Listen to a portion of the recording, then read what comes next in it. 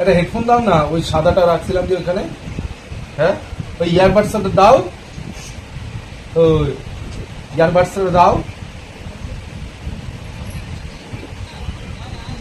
দেবা তো হেডফোন, হেডফোনটা ওর উপরে ছিল তো, লুকা রাখছো নাকি? হ্যাঁ, লুকাবো না কেন? লুকানোর কি আছে? ইরে বাবা, আমার লুকাচ্ছ কেন? যখন নাকি ওইটার মধ্যে সব দুইটা হেডফোন ইউজ করবা নাকি তুমি? হ্যাঁ, তো কি হয়েছে? হ্যাঁ, যখন নাকি যখন নাকি আমার দরকার লাগবে তখন আমি কোথায় পাবো?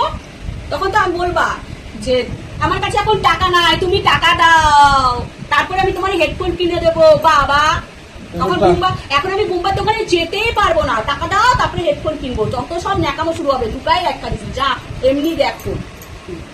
হেডফোন ছাড়া দেখবো কি করে আমি? হ্যাঁ, আরে ও তো পড়তে বসছে, শুনবো কি করে? তাহলে সাউন্ডটা বাড়ায় দিই। হ্যাঁ, এটা কি করে হয়?